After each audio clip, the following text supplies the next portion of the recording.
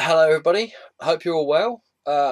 This for me is about 10-15 minutes after I've just done the last video. I have no idea if I've put any comic book videos up in between the last video for this one I've done and this one. Um, Again, I've got two warnings for you, three warnings in fact. One, this has got really nothing to do with comic books, so if you're looking for comic books, and you're not going to find anything about comics. This is about horror movies. Uh, Two, I have drank coffee today this morning, strong coffee, and with my ADHD and that, I'm wired, so I'm bouncing off the room. So if I go off into tangents, then I apologise. Like the last video that I did. Like I said, this is about 10-15 minutes after I'd done the last video. Um, And third warning is this was going to be the second and last video that I was going to do. Uh, this might be the second video. It might be the first video of my top 10. I might do the first 5 of my top 10 on this video and then do the next 5 on a third video, because I don't want to keep these videos too long, and I don't want to bore people with stuff that they're not interested in really in the community, on the comic book community. Um, so I'm just gonna see if I can keep it around about the 20-minute, half hour mark. Do my 10 to 6 videos, and then a third video, 5 to number 1. Uh, Most of them aren't in any particular order, really. Probably numbers 10 to 6 aren't in any real particular order. I like them just as much as each other. It's just I'm putting them in numerical order for the sake of the video.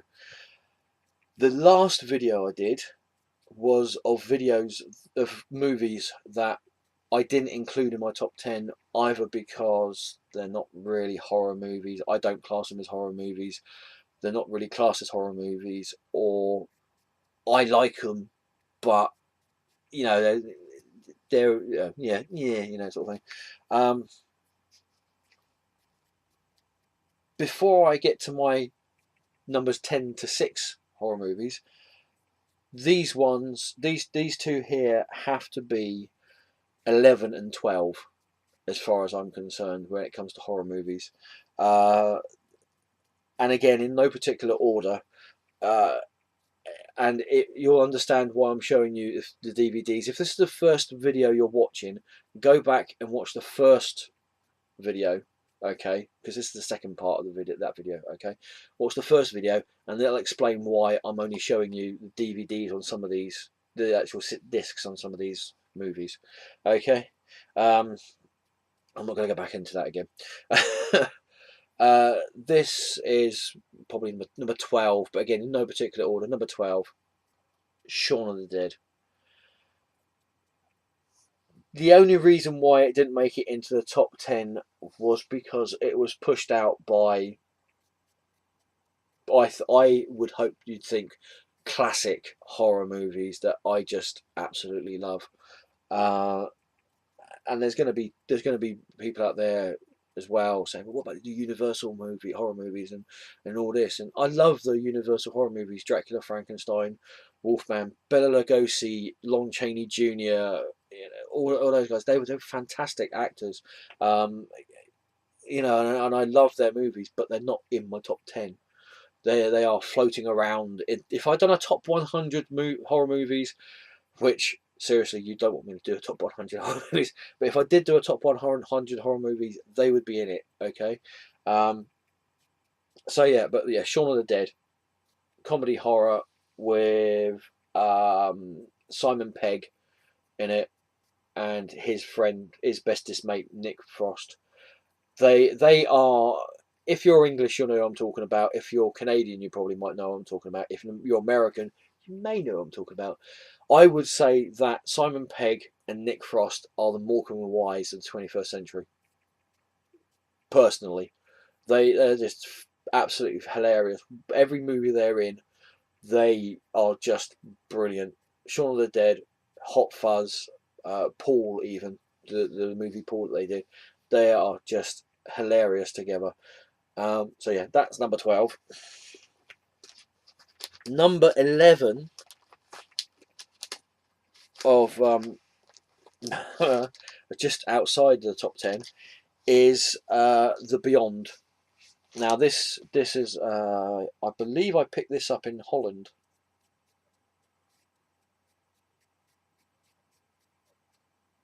I'm sure I picked this up in Holland. Yes, I did pick it up.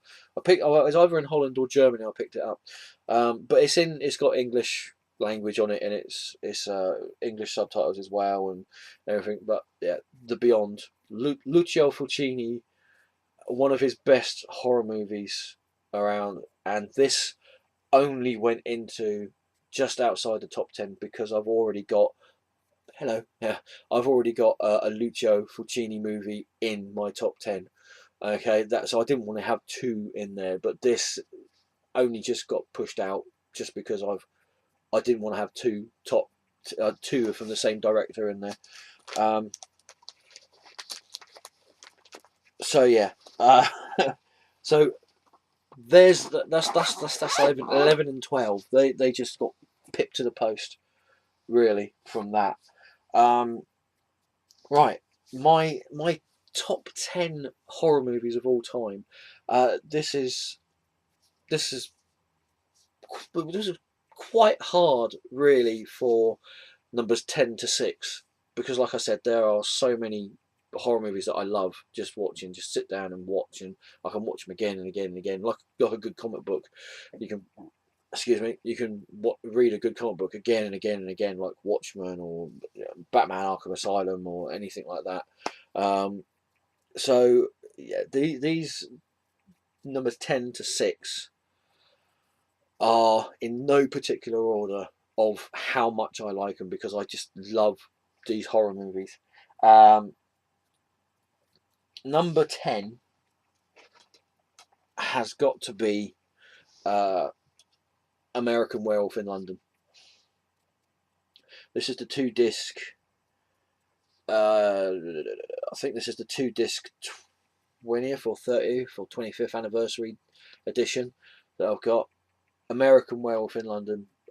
John Lansbury directing it. Should just double check that. Yeah, John Landis directing it. It is a great, absolutely great werewolf horror movie. The special effects in it that they have, considering the time that it was made, which was, and again I'm going to have to Google, which was 1981. Unfortunately, I don't have all the facts in my head at the moment. The time that this was made is the special effects that they do on it. They still look really, really good, and the fact that well, I'll give you the story really. Two best mates from America. They're backpacking and hiking around the UK. They get to this quiet little place on the moors, and they go into this pub, and everything goes silent, and they have a drink and everything, and they get warned by the locals to just be careful when they go out. Possibly one of the most famous lines in the movie is has got to be, "Don't stray off the path, young'uns. Don't stray off the path, and beware the moon that's full." Uh, you know, this is just such a quotable movie as well. It's also got Jenny Agutter in it, and if for those people that like that sort of thing in the movies, you see her boobies in it. Seth MacFarlane, I'm surprised, did he actually mention Jennifer Agutter in his Oscars opening song? "We Saw Your Boobs." I can't remember. He might have done. I don't know. But yeah, you see him in there. But that's not the reason to watch the movie, honestly. You know, this is just one of those movies that if the girlfriend's not here, because she doesn't like horror movies really that much, if the girlfriend's not here, I will stick it on and I can watch it and I can enjoy it again and again and again. Uh, the bit, what is it? Not to spoil the movie for anybody who hasn't seen it yet. Uh, one of the Americans gets killed, and there's a nice twist to the werewolf mythos where the people that get killed by the werewolf, um, their spirits haunt the person who is the werewolf when they're in human form. It's almost like they're almost like in a purgatory state, and only the person who's the werewolf can see them and interact with them and talk to them. They can actually interact as well with reality, so to speak, where you see the guy David, who his mate Jack.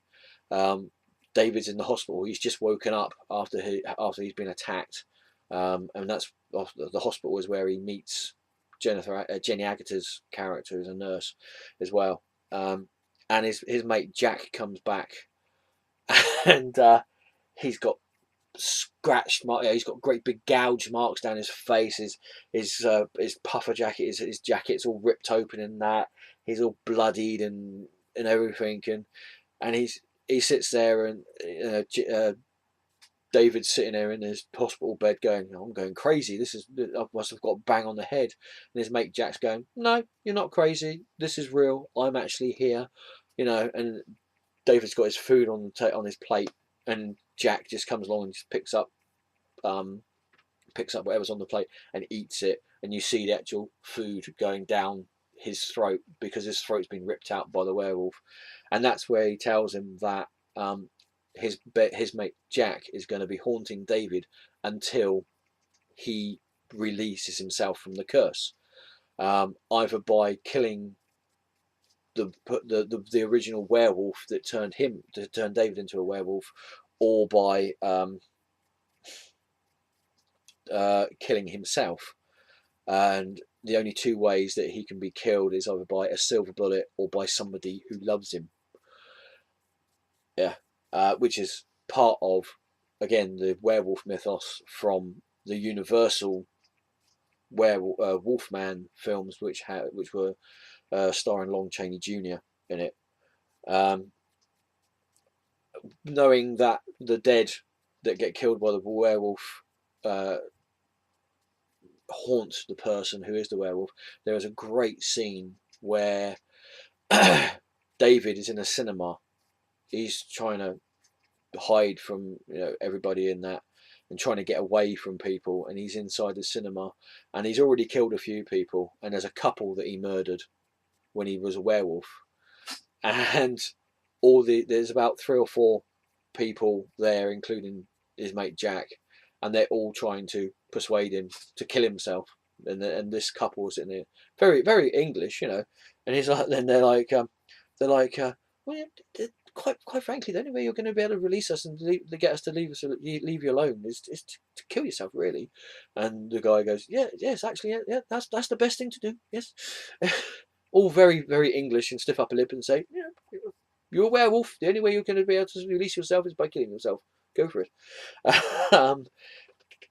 The best and the absolute best bit about this movie has got to be the not daylight but the lit werewolf change in this. The prosthetics that they used on David Norton, who plays David Kessler in the movie, who is the werewolf. The prosthetics they used for this, and the stop motion animation they did, the way they did it is just beautiful. Previously, when you saw people getting turned into werewolves, it was very iffy. You either never saw the change or you saw it only in darkness. This was in this was in a living room, and it was just pure. It was lit, completely lit up, you know, so there was no way you couldn't see any part of this change.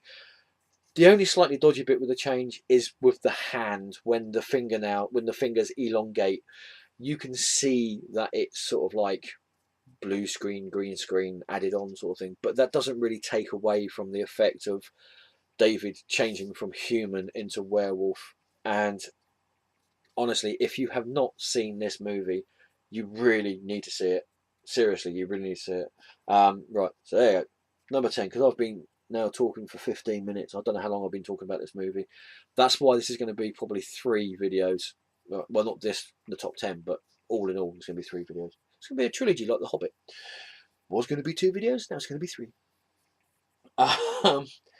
Yeah, next up, and like I said, with 10 to 6, no particular order, is a really old movie, 1920, if I remember correctly, 1920, silent movie. And again, you're gonna have to excuse me.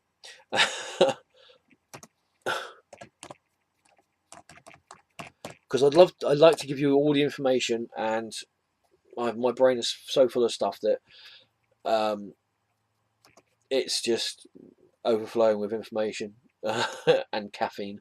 That's it. Yeah, 1922. This movie, 1922. It was directed by F.W. Murnau, who also directed the movie Gollum as well. It's a German movie, and it is Nosferatu. 1922, black and white, silent movie. This is the 2-disc version. You've got, this is the special edition. Disc 1, you've got sepia version of the movie, and disc 2 has got just pure black and white movie, monochrome movie. The Considering that this was made in 1922, the cinematography on it is just astounding. It's just jaw dropping. You know, and yes, it was made nearly 100 years ago, which sounds so strange to me for me to say that. You know, there's only about another 9 years, and this movie's going to be 100 years old. But it was, when I first saw it, I literally, I knew it was an old movie. I knew it was black and white. I knew it was silent. I knew how old it was, but when I first saw this movie, my mouth literally just opened up. I was like, wow, that is so amazing. And I can understand that some people nowadays, especially kids, probably wouldn't understand the importance of this movie. But it is just such a beautiful piece of cinematography and horror cinematography that you know, I just love it. I just absolutely love this movie. Uh, it is just basically Bram Stoker's Dracula. From what I can remember, they couldn't call it Dracula because of some legal ramifications with the estate of Bram Stoker and that, so they called it Nosferatu.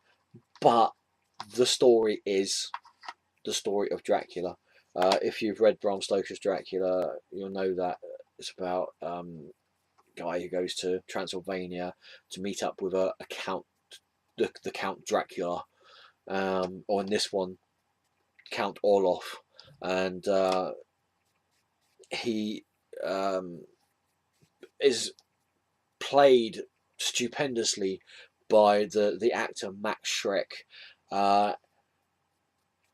He was a method actor, and he was so into the character, from what I've read and seen on documentaries and read in books and bits on this movie. He was so into the character that he never actually interacted with the other actors on the set until it was time for his scene.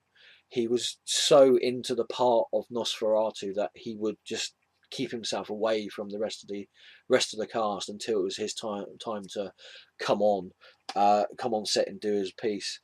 But I believe he was originally a ballet dancer, which would explain all the amazing ways he managed to make his body move, and his hands like coming out, and his almost ethereal way he walked through the sets on the movie. Yeah, it like I said, it is just the story of Dracula, Bram Stoker's Dracula. Like I said, they couldn't call it Dracula, but it's called Nosferatu, and it's been such a central movie for horror films that it actually made two other movies of it. One was a German remake called Nosferatu, the Vampire, which this is the 2-disc version of it, which come out in 1977, I think it was 1979, that's what it was. And this starred Klaus Kinski and Isabel Adjani, and it was directed by Werner Herzog. Thanks for having a name I can't pronounce again. And again, this was okay, but it just didn't have anything compared to this. This is the epitome. No, this is the peak, the top of the Nosferatu movies. There was another movie that come out in 2000. I can't remember, 2000 something, which turned the Nosferatu movie completely on its head.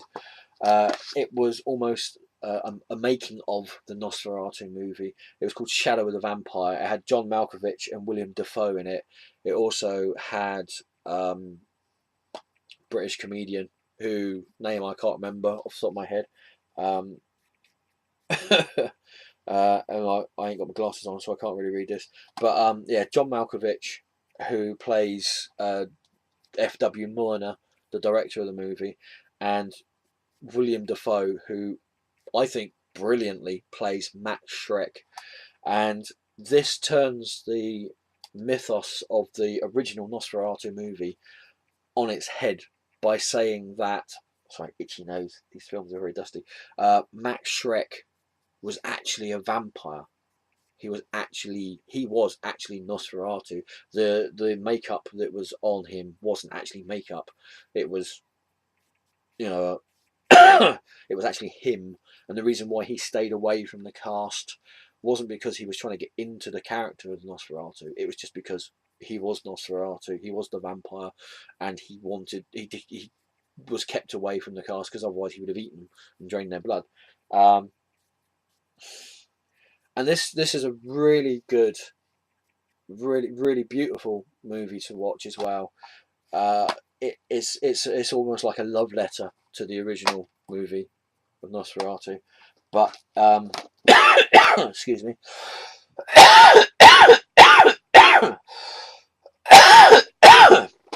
Very dusty.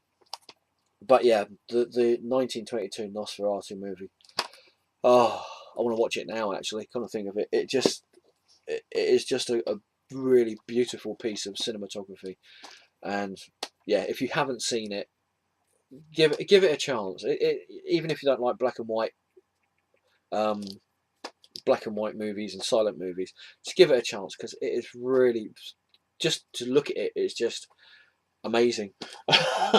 So there you go. That's number 9. I have no idea how long I've been going on for now. How was it? 24 minutes. You might be here for the long haul. Next up, I've got 2. I'm cheating here. Next up with number 8, I have 2. Did you see that? No, you didn't see that. You will probably know him better for his directing of the simply amazing Lord of the Ring trilogy and the new Hobbit trilogy that's coming out. But before Peter Jackson, um, became famous by directing those two, he made two movies by himself, on his own, off his own back, with his own, near enough with his own money, a little bit of money from help some other people, uh, but uh, these two movies are just fantastic. They are humorous. They are gory as anything, and I think I'm going to have to make a fourth video because this is going on for 25 minutes, and I know I'm going to go on with these two. So I might do these two and then do another video. Sorry, people. Sorry, everybody, for if you want to get onto this, but these are videos that I love. Okay. The two movies for number 8 are Peter Jackson's Bad Taste and Brain Dead. Okay. Brain Dead in America is known by something else. I think it's Dead Alive, I believe. A lot of the horror movies, and in one of them, in the next video, possibly the next video, more than likely the next video, one of the movies that I'm going to be in my top 10 is going to have about 5 or 6 names of it. So yeah. I will as quickly as I can do these. Bad Taste, Peter Jackson's very first movie that he made that got released. It's all about an alien invasion of the Earth that comes down in is it New Zealand or Queensland? Can't remember the exact location of it, but it comes down in this sleepy little town, this sleepy little sort of town village, and they start harvesting people for food, um, and there is a alien British, Australian, New Zealand sort of like government task force that has been sent in to nullify the alien threat. If you've seen this movie, you'll know what I mean. There are so many quotable scenes in this movie. Is just unbelievable. There's a bit where the alien controller, the alien master, the alien overlord, they get hold. Peter Jackson actually stars in this as well. He plays the one of the main characters called Derek, and I will quote you some of the lines on here. There's a bit in there where the main character Derek, played by Peter Jackson, he's being surrounded by all sides by these alien zombies, and his mates are going, "You got to get out of there, Derek. You got to go." And he goes, "But I'm a Derek. Derek's don't run." Absolutely brilliant. There's another bit close to the end where he's there's another bit where you've got the alien overlord, and there's this thing where you've got all the aliens around in this room, and they pick up this alien, who again is played by Peter Jackson, and they hold him over this bowl, and he projectile vomits into this bowl all this gunk and everything, and the alien overlord picks up the bowl and drinks from it, eats from it, and he puts it back and he goes, "Oh, aren't I lucky? I got a lumpy bit." Yeah, and then the final one is at the end where Derek is he has got a chainsaw and he is hacking away at people, and his mates see him hacking away at these aliens, and they go, "Strafe, Derek's gone ape shit." This is just such a brilliant movie. If you haven't seen this movie, seriously, it is gory. It is really gory, but the gore is just so funny. you know, and it is a absolutely brilliant movie. If you've only known Peter Jackson through Lord of the Rings, then possibly this might not be for you. But this is just a brilliant movie. His second movie, a horror movie, is Brain Dead, which is also, as far like I said, I think in America it's called Dead Alive, and it's all about this guy. He's a lonely guy. He's got a very severely overbearing mother, and his mother gets bitten by a monkey rat that was taken from this island, and the monkey rat is um, it's an amalgamation of monkeys and rats, because it all had to do with these rats, these giant rats, come on these boats that came to this island, and they raped the monkeys that were on the island. And yes, this is how weird this movie is. And when obviously the offspring come out, they were monkey rats, and one of these monkey rats gets captured and taken to Australia or New Zealand. I can never remember which country it is. I apologise to you guys out there. You know, there's no offence to Australia or New Zealand, but I can't remember which country this is set in. um, and his mother get anyway. Yeah, so this guy who is very lonely, he falls in love with the girl in the local sort of like local shop, you know, like local uh, everything they sell shop sort of thing. And he's got a very overbearing mother, and he goes on a date with this girl. His mother follows him, and she's hiding around the bushes in this. And the guy takes this girl to the zoo, um, and he takes her to the zoo, and his mother's following him, and his mother gets bitten by the monkey rat, and slowly she turns into a zombie. and it's the story is then him trying to hide his mother and trying to keep her under control with using a horse tranquilizer that he gets from this local vet. uh, there is a great bit in there where his mother hasn't completely turned into a zombie, but they've got some guests around from the WI Women's Institute, and they're eating dinner. Yeah, this guy's the main character's completely forgotten that these people are coming, so he's quickly making dinner, and he makes custard. And if you watch this, you will never ever see custard in the same light again.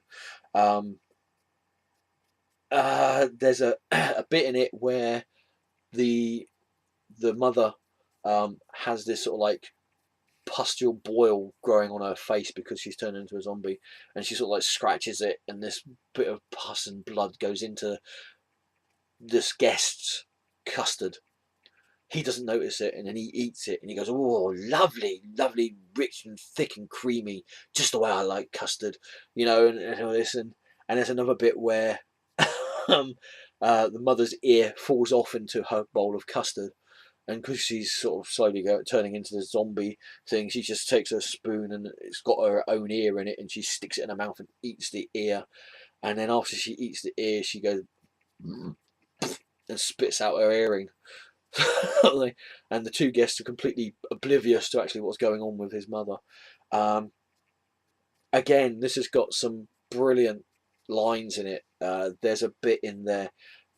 Slowly, people are being turned into zombies around the main character, and there's a group of ne'er do well younguns, shall we say, who get turned into zombies, and there's a Catholic priest in there, and one of the best lines ever in a movie ever is the main character is surrounded by these zombie bikers, And this priest turns around and he goes, "Don't be afraid, son. I'm here to help you." And he does all this karate stuff. And he comes along and he goes, the best line ever is, "I kick ass for the Lord." Absolutely brilliant. And the final scene in this, the final scene with the lawnmower has to be seen to be believed. It has got to be one of the most bloodiest zombie endings for a zombie movie ever. This is one of the reasons why I love Peter Jackson as a director, as a filmmaker, and I would love to meet Peter Jackson, and everything, and with that of the 35-minute mark, I'm going to stop this video and go on to the next video. I'm sorry, people. You've got me started talking about horror films, so this is it. Again, you're going to see me in the same shirt because it's only going to be a couple of minutes afterwards, but who knows how many days afterwards I'll put this one up. So you've had 10, 9 and 8 of my favourite horror movies. The next one will be 7, 6 and probably 5. I'll see how I go. Okay. As always, thank you for watching. Comments down below if you're still here and watching this. If you've got your top 10 horror movies, please put them in the comment section down below. I'd love to hear from you. If you like the video, thumbs it up. Brilliant. Love thumbs up. They're great. If you didn't like the video, thumbs it down. Up to you. If you didn't like the video, I can understand not everybody will like horror movies. If you come here thinking you were watching a video about comics, I warned you at the beginning of the video, it's not about comics. It's just me going on and on and on about horror movies that I love. But if you thumbs it down, say why you thumbs it down. Don't just thumbs it down. Otherwise, I'm going to send some of the guys around from those horror movies after you. You wouldn't want that. You really wouldn't. I've got to say thank you to everybody who has subscribed to my channel so far. I've got over 290, and I believe I said in one of my previous videos, when I get to 300, I'm going to do something possibly embarrassing to me. I've got something planned. It's only going to be a quick video. Trust me. Compared to this one, it's going to be a quick video. Very quick video. It's a how can I put it? A dedication to everybody who has subscribed to my channel here. When I get to 300. Okay, so if you haven't subscribed yet and you like what you see, usually I talk about comic books. So if this is the first time you've seen one of my videos, go back and see my other videos. If they interest you as well, subscribe, because that would be fantastic. And the more people that subscribe to my channel, the closer you get to see me embarrass myself on my 300 subscriber video. Okay, so I'm going to stop this, get up, walk around a bit, and then I'm going to go on to the next video. Okay, so I shall see you all later on. Take care. Ta-ta for now.